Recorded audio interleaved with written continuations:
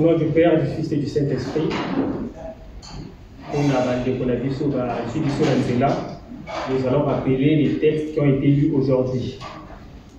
Donc, là, il va nous le psaume 73, verset 1. Le psaume 73, verset 1. Si ma dette au défi, dans Exode 20, verset 1 à 17. Awa, tokotanga sikoyo, texte na biso ya lelo. Texte na biso tozui yango na livre ya Luc. Donc nous allons lire dans le livre de Luc, chapitre 17, verset 20 à 21. Si ma dette au na verset ya souka ya 37. Donc Luc, chapitre 17, verset 20 à 21. Après dette na verset 37. Donc nous allons lire au nom du Père, du Fils et du Saint-Esprit. Les pharisiens demandèrent à Jésus: quand viendra le royaume de Dieu? Il leur répondit: le royaume de Dieu ne vient pas en se faisant remarquer. On ne dira pas: il est ici ou il est là. En effet, le royaume de Dieu est au milieu de vous. Toqué le verset 37. Les disciples lui dirent: où cela se passera-t-il, Seigneur? Il répondit: là où sera le cadavre, se rassemblera les vautours. Au nom du Père, du Fils et du Saint-Esprit, Tobonir. Au nom du Père, du Fils et du Saint-Esprit, éternel Dieu, sois béni, ô Papa Simon Kimbangu, le Dieu de nos pères, le Dieu de nos ancêtres, notre Dieu, le Dieu de nos enfants, jusqu'à la fin des temps. Sois béni, Papa, pour le sacrifice que tu as fait, afin que nous soyons là aujourd'hui. Pour cela, Père, nous te rendons grâce. Aujourd'hui, j'ai été choisi, Père, pour donner à manger à ton peuple. Je ne suis pas digne, car je suis un simple pécheur. Mais nous savons aussi qu'il est dit: l'homme ne se nourrit pas seulement du pain et de la chair, mais il se nourrit aussi de la parole de vie. Cette parole qui va être servie à tes enfants soit une parole digne, riche, qui va nous affermir, afin qu'au temps de la fin, nous puissions trouver grâce devant toi. Laisse que ta paix et ta bénédiction soient sur cette assemblée. Au nom du Père, du Fils et du Saint-Esprit. Amen. Ndenge totangi ba passage biblique na biso. Na liboso totangi na psaume balobi na biso na psaume 73. Oui, Dieu est bon pour Israël et pour ceux qui ont le cœur pur. Natango na biso Israël toyebi et comme kimbangiste. Dieu est bon pour toi kimbangiste, mais aussi pour ceux qui ont le cœur pur. Donc ceux qui nous amènent à l'obi, Azali, nous amènent à la pour la kimbangiste et la piste kimbangiste et Zali, élément de valeur. Pe à l'obi, quand la kimbangiste était, mais oyo pe Azali na moté ma pe toi ma, nous amènent à kozala mopoto pour naïe. Dieu est bon pour les kimbangistes, mais il est aussi bon pour ceux qui ont le cœur pur. Les lots alliés le 2 avril, événement qui est lié à nous, Tata Simon Kimbangu Bayo, Kanaka Outa Likolo, Kolo Yesu Akiti, Asani Mosala Naye, Atie stop, Atie pause, à l'obité, il faut gagner tenda, parce que ma camarade Koutina Mokili. Il faut tata aya. Makambo ya kutaka na mokili. Solo aya tipo na libota ya Israël na kambo ya kala. Mais banzibela ki était. Mais ezalaki na bato oyo balakisa ki konzima ko leka makasi. Tokozwa kaka bandakisa mibali na kati ya Bible. Exemple ya liboso ezali ya centurion. Kolo Yesu afandi na bayekoli, bazali ko solo la. Soldat romain aye kolo bana kolo Yesu kolo nazali na mosali na ngai na ngaka ye mingi kasi azali kobela Les autres, ça n'a pas passé. Nazali na posa osalisa ye po ete na yo to ozali kosalisa bato nkolo yesu atali soldat alobi ozali leta tika ete natelema nakenda kuna alobi te nkolo kotelema te ngai nazali soldat soki nalobi intel sala boye nayebi akosala yango soki nalobi sokolo mpaka sala boye akosala yango nkolo loba kaka liloba Moumou Nangaï a Kobika. Kolo Yesu savait pas ce qu'il a dit. Un Romain. Israélite était. Du bon d'abord, il a été. Mais un Romain. Dans la Kali, à l'Obi, Kenda, Konzimanayu et Pétissi Moumou Nangaï. Appelle à Balou avec le Kenda. Balou Zoye, Yaka, Abiki. Ni Abiki. Mais Azalaki, rapport de moi. Abiki.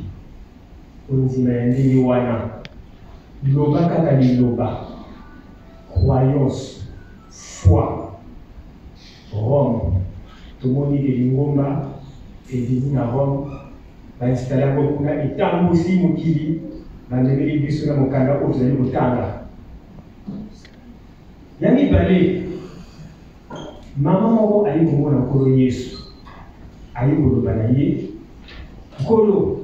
Et dans le cas où nous avons depuis Kolo Yesu, à ça, un miracle, la paix va originer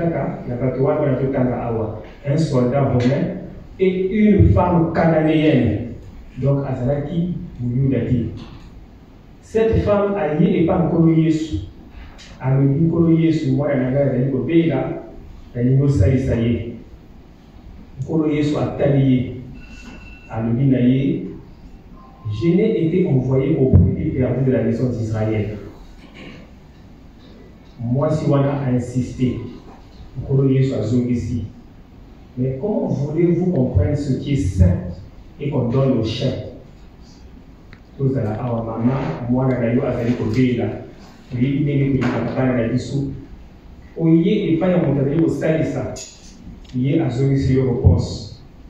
Ndenge nini olinga na zwa biloko ya petu anapesa na bambwa ndenge nini olinga na zwa biloko ya petu anapesa na banyama ndenge nini na zwa biloko ya petu anapesa na ba oyo bazanga tina.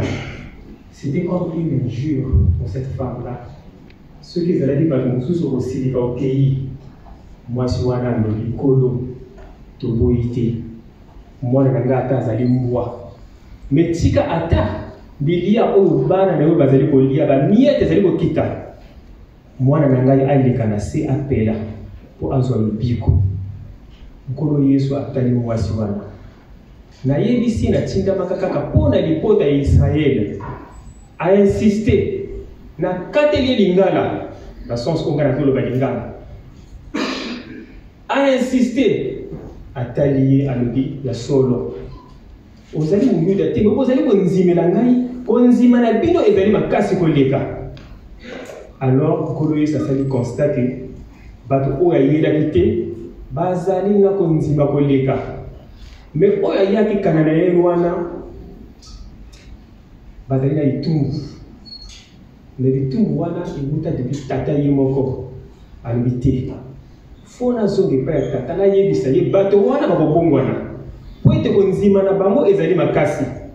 Alors nkolo Yesu amonaki susu ntina afanda kuna te ekomaki fo akenda noki nde alobi il est préférable ke nga nakenda nakende osenga epai ya tata po ete lisumu moko ezalaka wana kaka ye moto akokofongola yango nde boya ya tata Simon Kimbangu nzambe molimo santu oyo toyokisaka soni na jardin d'Eden nzambe asali yo moto kasi yo moto okomela communion ya Satan. Et le dit, le corps de l'homme est le temple du Saint-Esprit. Les Kassio meli communion aux yeux qui nous disent, et si Satan a caché un autre d'ailleurs, Satan a commis au Kanzayo. Mais le dit, Dieu il est bon. Le Kolanzale azali bon. Biso photoye bakofana na Nzambe. Dieu quand il fait la création, après chaque chose, Dieu vit que cela était bon. Nzambe asali loko ya mabete. Mais kasi mongunya oya kita na mabele nakanda abebisi biloko nyonso ya mokili. Papa Simon Kimbangu a rappelé biso yango. Satana akiti abebisi biloko nyonso ya mokili nakanda. Mais le code Nzambe, il est bon. Ce que vous allez m'appeler envers Nzambe, akolongola yo te eloko oyo apesi yo. Mais kasi akobimisa mosusu oyo eleki yo. Ndenge tomonaki ba angeli na likolo bazali kosanzola tata Nzambe. Mais tango bazwi mabe Nzambe ayi kosala moto. Tomoni moto mwindu. Tango moto mwindu abebisi Nzambe ayi kobimisa barasi. Barasi wana eyi kodomine biso. Siko Nzambe alobi na teyi bino fo bozonga na place na bino oyo bozalaki po bolakisi ki ya solo bozali na foi ya kondima e ya mbala oyo nayebi ke bokolonga Nzambe akiti sacrifice suprême akeli akangami. Papa Simon Kimbangu asali 30 ans na boloko akufi asali 9 ans na se ya mabele. Et jour oyo tozali kocélébrer oyo ezali jour mosusu ya elembo ndenge totangi awa.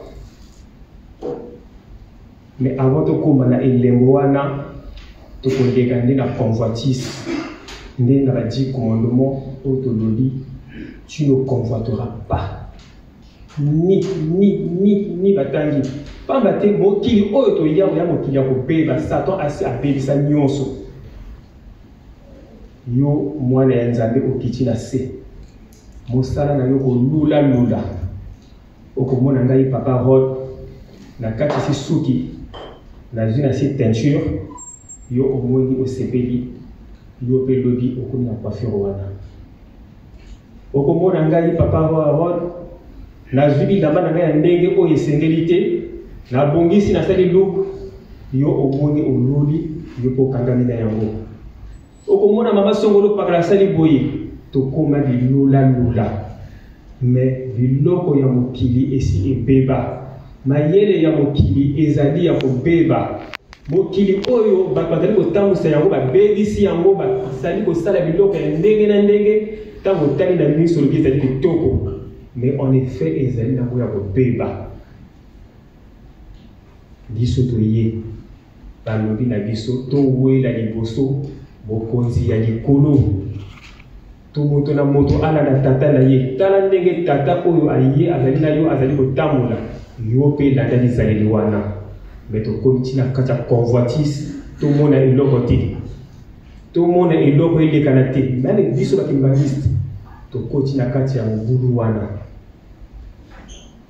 Mais kasi lelo na le 2 avril Papa Simon apesi biso leçon monene. Un prisonnier akufi babongisi ndenge babongisaki noki bakotia na mabele. 9 ans après bakoko bimisa nzoto ebimi intact sans corruption a conservé nzoto na ye ndenge ekotaki na mabele. Ezali ba leçon tani ko benda tozoki na mbango kwa mbate ere ko mbi musika tokoti awa ndingi tofandi awa tozala kimbangiste soki tolotozala kimbangiste. C'est parce que non seulement tu ndimi, mais tu as fait baptême.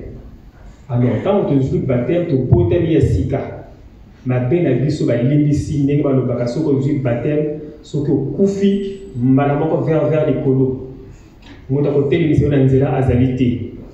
Mais depuis tu koma ba kimbangiste. Est-ce que tu conserver état où tu zalaki? Ndenge ba soko na kiso koma ki pe to kino lelo. Est-ce que on a su se préserver? Est-ce qu'on a su se conserver? Est-ce que chacun de nous a su conserver son corps tel le premier jour de son baptême? Question de la tata na maman.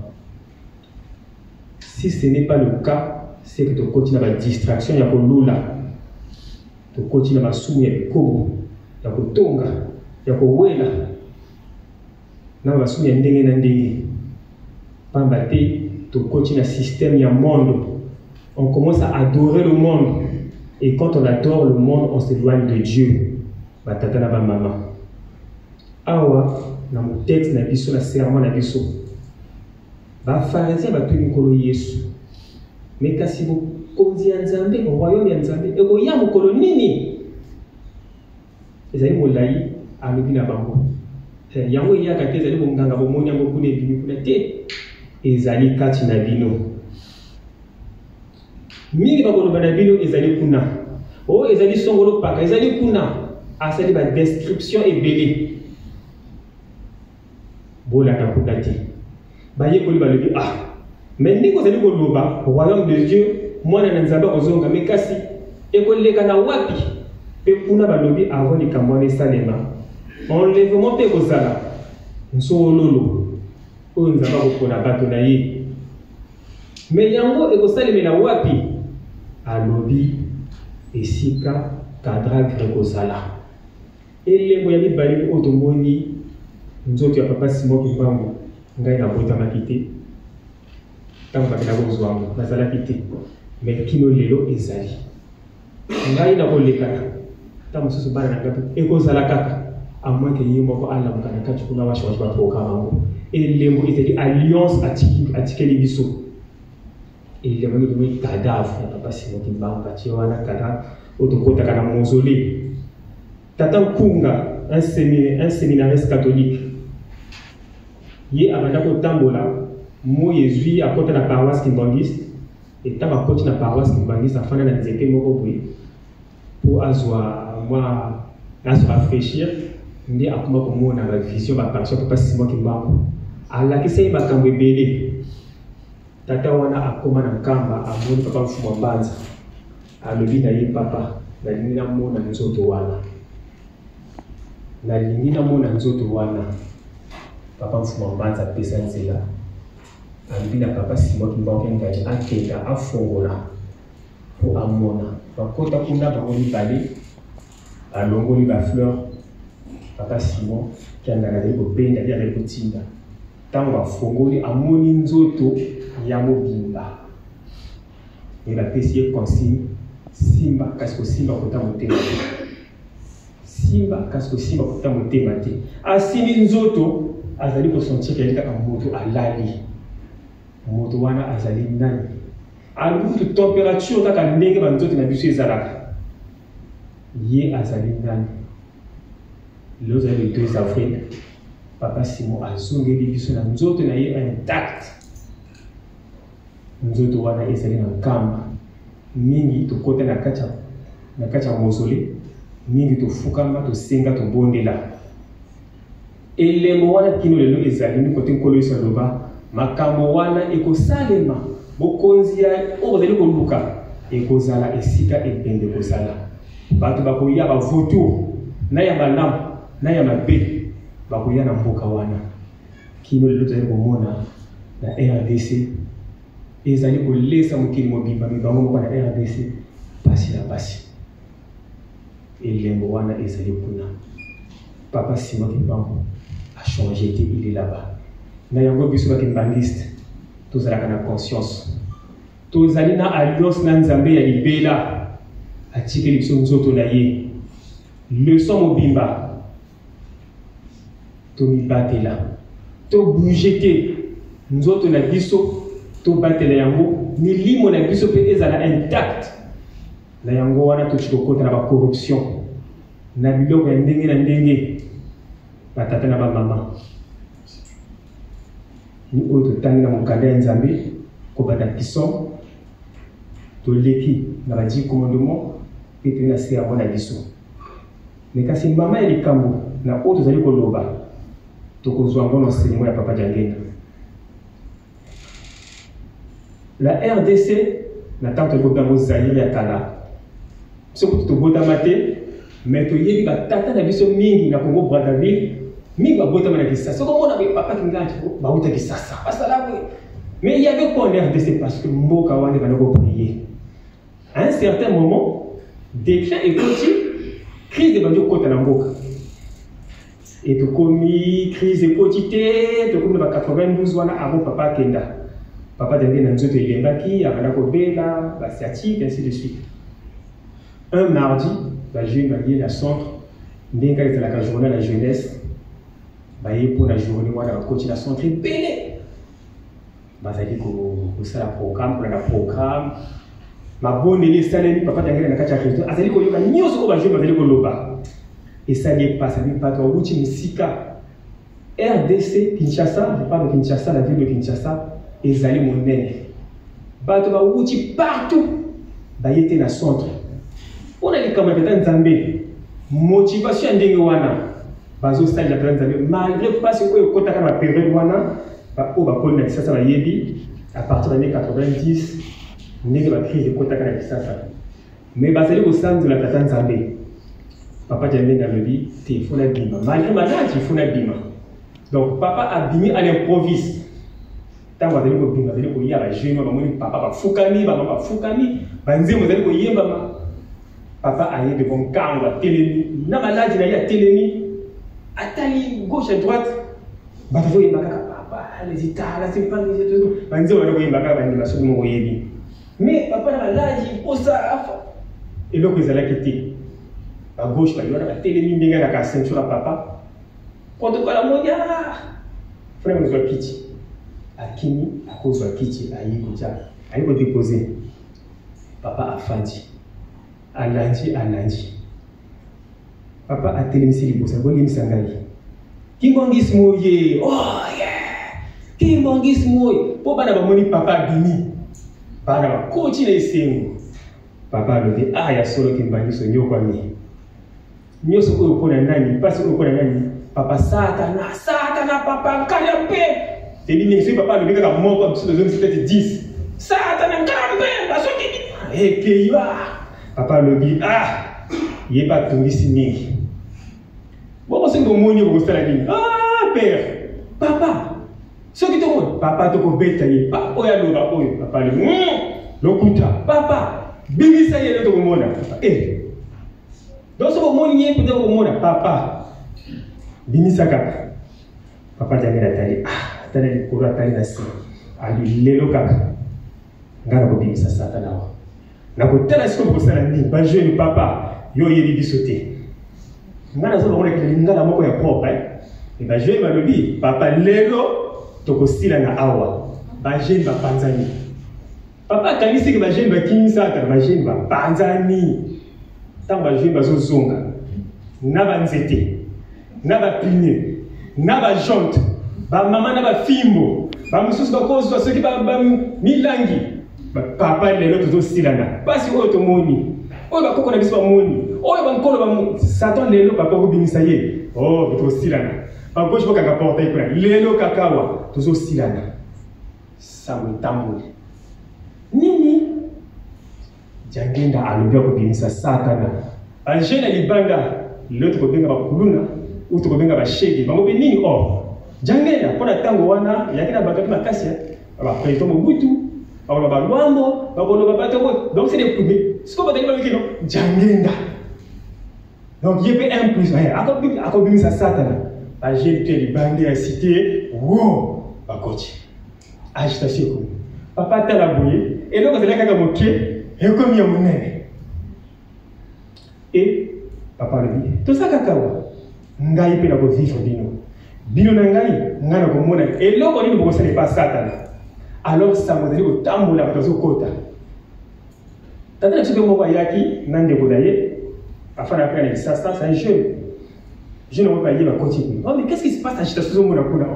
Alors lui jangena ko bimisa Satan. Oh. Non attends, vous rêvez vous les kimbangis. Oh, Djangé n'a levé les lois à Kobimsa Satana, donc on a Satan dans son accueil. Mais moi je ne peux pas rater ça. Je ne m'en ai pas payé. Bon, on là, tu l'as payé bien. Quand on voyait un jeune qui vient habillé, moi veste, tout ça, dans ma voiture, mon papier, on sait qu'il n'est pas kimbangiste, tant que tout. Pour te dire dans le comité kimbangiste, tant que il y a quand un protocole, il y a un cause de Kichiwana. Bon, on est pasteur à Fandi, le coup la papa, ce qu'on va dire qui dans mon Fandi, un temps de côté. Vas-y, on va dire que les Noana.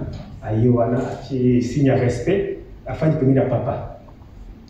Programme la nani wana papa ntinsani ah bah les gars de la époque c'est pas biso le ntinsani to komi faut pasteur à ganga pour te binsa monga na poche. Kuna ba papa kuta bwana ba jeune kuna ba tombo tout. Tata on a zo mona nenga ba kimbanza ko sala et pesier 5 ah mais c'est comme ça se passe l'église kimbangiste. Ah il pas tellement wana yé. Quand on a la France Zaïre, hein, Zaïre à l'époque, il y a eu un dollar, un dollar à Tchina. Donc, comment tu dis que tu as un télévision, papa, oh yeah! Animation, Salemi, et repoussani. Mais il faut que papa le tout. Ah, mais tu as solo daki, à télévision, mon ingani bakei. Programme Salemi, papa l'aide ici à Silici. Bon, tout bon. Après, c'est du bon délai. Amen. Bon, qu'il a balade. Ingeta. Bato, oh. Papa David a parlé de papier. Encouragez ma zanga gâté. Papa, pardon, excuse. Papa, on ne va pas comme ça, ça. La casse au beau sani. Papa David, au fait, excusez-moi mes enfants, excusez-moi. Bolimi Sangai Makanse Kenamusa. Nalba Kenini, papa. On ne va pas bimisa Satana. Ngai jamina. Oui, papa, on ne va pas bimisa Satana. Mais qu'est-ce que moi n'y était? Papa Satana, oh. Mais on a dit ça, ça te yébani. To outi na kisasa nyo, c'est les 4 points à RDC. Ramboka et Zalina Nzala. Bato ya mbongo ba yébani. Lokuta, te papa ba ya solo. Bato ya mbongo ba yébani. Mais si kasika watomoni tata moko ayi abinyoana ngai kutu tata na bino obengai nani nzambe obengai nani nzambe na ye awa même pour ko pesa ngai kiche zala ki passe il fallait que protocole azonga tsokuna mais karamini tata mo satana ayi kaka kutu mi komela kite bache ya kiche kuna ce qui satana a teleni pour pesa mbongo bino bozo pesa ba Zaïre yeso na bisi bino tu ko gangi. Et Nathalie Mitema Nabino, la jeune mingi, boluli, bolimboza, le coraillé, élégant, beau, belle voiture, caresse mon gabito. La maman peut Nathalie Bino, bolobige, ça c'est le garçon qu'il me faut. Bon, ça ma programme, nous allons mon bali à boyer. Boluli Satana. Alors, du côté maté, il y a papa Djamene Bandaki. Satan. Qui est Satan?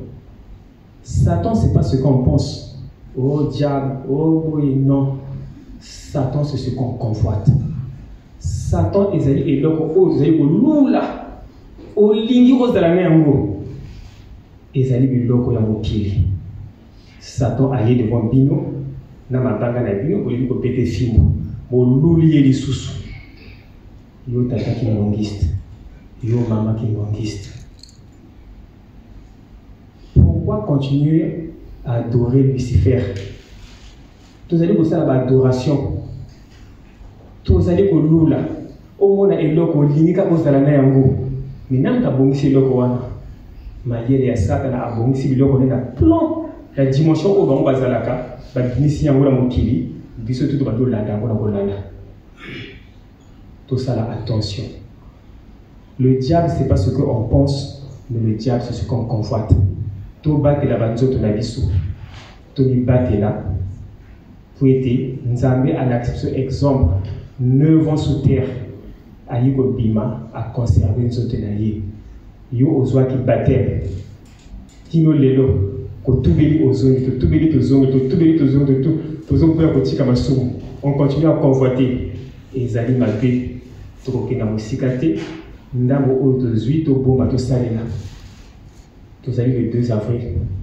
Le 2 avril, peut-être les moussous, le oyo, le monique épisode de Télémi, la Télémi, uniforme oyo.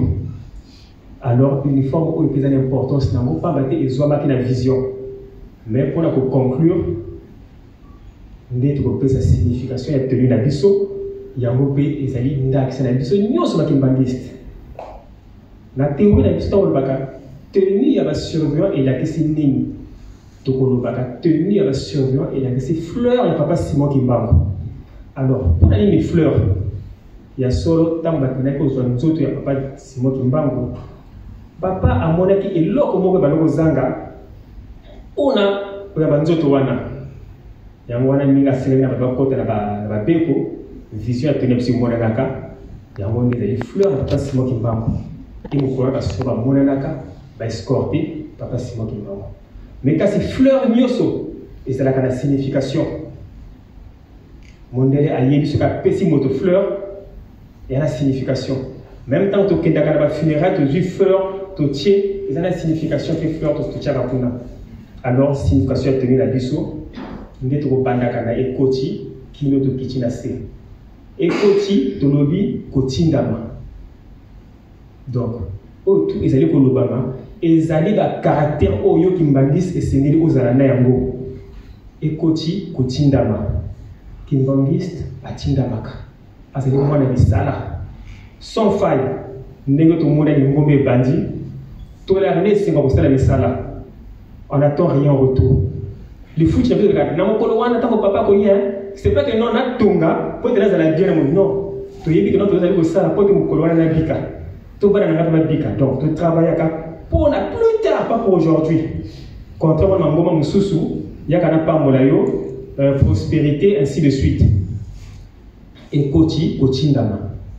Un signe autre tient à la et Zali Molaki Sinzela. Kimbangiste, Olinga, Olingate. Yonde Motoko Laki Sinzela na Mokili. Il est bon, au-delà de tenir la maison. Ceinturon autre là, Takawana Nege Papa Lati. Tolobi, Pico. Persévérance, courage. Yabonde Kimbangiste. Si tu n'es pas persévérant, au Kosukananzela, ceux qui posent un courage, au Kochikala, ceinture de la Takawana. Tozi, ma bouton, tenu la biseau, il a 3 boutons. Nege papa lati. Boko mona mona nangala ti raida za moke. Ngana kutu mulai. Mais vous avez 3 boutons. Boko tia 4 te. Kaka 3 boutons. Ba bouton to lebi lisanga se moko. Ndenge batata miso la kinisa to bataka ke loko moko. Kimbongiste. Tu dis Congo Brazza, Congo Angola, Congo RDC.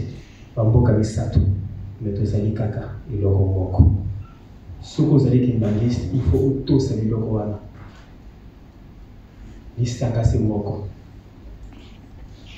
Vert pembe auto lataka. Pembe bolingo se moko. Ba bouton ezali lisanga se moko pembe bolingo se moko. Donc ndenge to kolingana. Na kolinga te ngai kuna na kolinga koleka awa na kolinga moke non to kolingana ndenge moko. Ndenge ba mona ba tata na biso ya kala to ba mamwelu ne ba yembi ba yebisaka biso.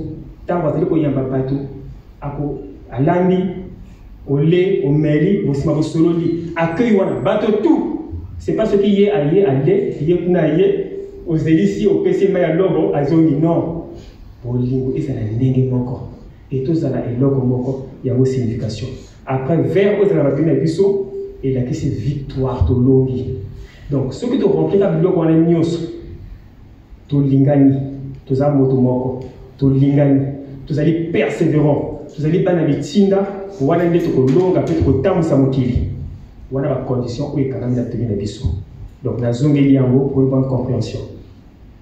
Tous à la moto moko, tous l'ina na bolingo moko, tous à la persévérant, tous à la banabotosi. Ceux qui te respectent wana ndi to longi, peut-être au temps où ça motive. Yabonde, tout le monde a tenu oyo. Et pour Pamba Maka, avant tout la Tayango, Pamba Té, ils allaient tenue d'honneur de Papa Simon Kimbango. Donc, on va demander de Célestine, on a été autosuivi, on a autorisé l'introduction à M2SK, tout ce qui est on a Kombo Yatata, moi, on a peut-être comme ça, tout ce qui est la dimension. Amen. Je prie pour la prière. Prions. Au nom du Père, du Fils et du Saint-Esprit, notre Père qui est aux cieux, que ton nom soit sanctifié. Que ton règne vienne, que ta volonté soit faite sur la terre comme au ciel. Donne-nous aujourd'hui notre pain quotidien. Pardonne-nous nos offenses, comme nous pardonnons aussi à ceux qui nous ont offensés. Ne nous induis pas en tentation, mais délivre-nous du malin. Car c'est à toi qu'appartient, dans les siècles des siècles, le règne, la puissance et la gloire, au nom du Père, du Fils et du Saint-Esprit. Amen. C'est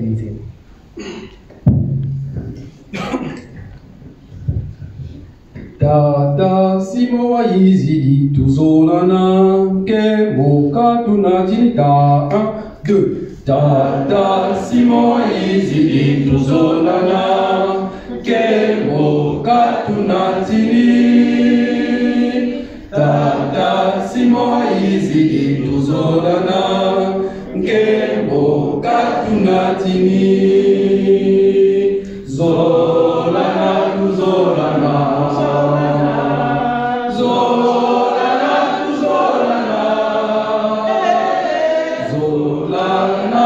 Zolana kwa uluzwa Kebo katunatini